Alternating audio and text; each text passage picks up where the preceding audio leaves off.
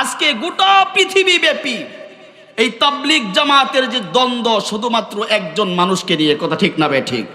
শুধুমাত্র একজন মানুষকে কেন্দ্র করে এই দ্বন্দ্ব। এই একজন মানুষ আর কত মানুষের প্রাণ চায়, কত মানুষের অঙ্গহানি হয়েছে, কত মানুষ নিহত হয়েছে, কত মানুষ আহত হয়েছে। তারপরেও তার আমিরত্ব ঠিক রাখতে হবে, সে তার চিন্তা চেতনায় এখনো অনর, কথা ঠিক না ঠিক? সে কি আসলে সত্যের জিহ্বা নাকি অমুসলিমদের পকেটের থলের বিড়াল? এটা আমাদের এখন প্রশ্ন। আওয়াজ করে বলেন, কথা ঠিক না ঠিক?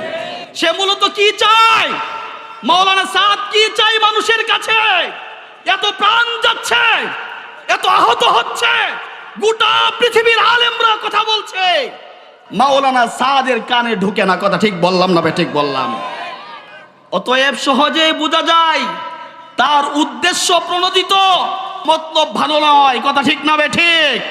তার উদ্দেশ্য ঈমান নয়, তার উদ্দেশ্য তাবলীগ নয়, বরঞ্চ বলা যায় তার উদ্দেশ্য হলো মানুষকে বেঈমান বানানো, কথা ঠিক বললাম না ঠিক বললাম? এর জন্য প্রিয় ভাইরা, উলামায়ে কেরামের সাথে থাকতে হবে, খুব ভালো করে বুঝবেন। এত কিছুর পরেও যে মানুষের টনক নড়ে না, যে তার আমিরের গদি থাকতে চায় না, বোঝা গেল তার ভিতরে ডালমে কুচকালা হয়, কথা ঠিক না ঠিক? এই সমস্যাটা আজকের নয় প্রিয় ভাইরা, গোটা বিশ্বব্যাপী উলামায়ে কেরাম তার সমস্যাগুলোর সমাধান করার চেষ্টা করছে, কিন্তু এটা হচ্ছে না, ফলপ্রসূ হচ্ছে না।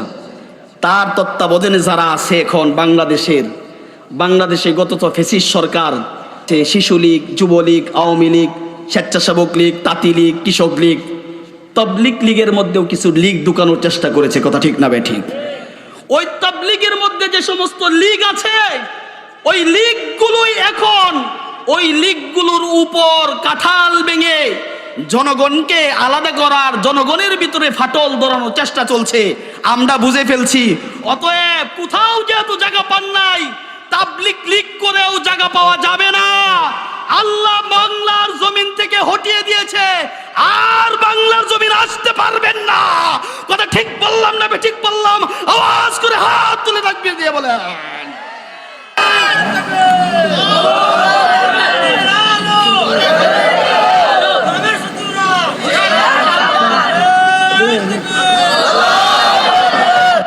ওমান আযাল্লু মিম্মান ইত্তাবা হাওয়াহু বিগাইরি হুদাম মিনাল্লাহ ইন্নাল্লাহা লা ইয়াহদিল কওমাজ যালিমিন। অন্য আয়াতে আল্লাহ পাক বলেন, ক্বালা ফাবিমা আগওয়াইতানি লাআকউদান্না লাহুম সিরাতাকাল মুস্তাকিম ثم لآتينهم من بين أيديهم ومن خلفهم وعن أيمانهم وعن شمائلهم ولا تجد أكثرهم شاكرين। আল্লাহু আকবার বলেন না?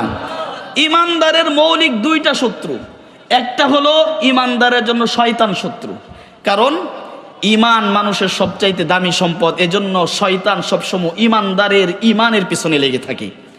ঈমানদারের ধন সম্পদ নষ্ট হোক, এটা শয়তান বেশি চায় না। মান ইজ্জত এগুলো নষ্ট হোক, এগুলোর প্রতি শয়তান বেশি ভূক্ষেপ করে না। ঈমানদারের ঈমান কিভাবে চুরি করা যাবে, এইটা শয়তান আজীবন মেহনত করে, এমনকি মৃত্যুর সময় পর্যন্ত ঈমানদারের ঈমান হারা করার চেষ্টা করে, কথা ঠিক না ঠিক? ঈমানদারের ঈমানটাই হলো সম্বল, এটা হারা করে যদি ঈমানদারকে কবরে নেওয়া যায়, তাহলে সেই ঈমানদার আজীবনের জন্য জাহান্নামী হবে।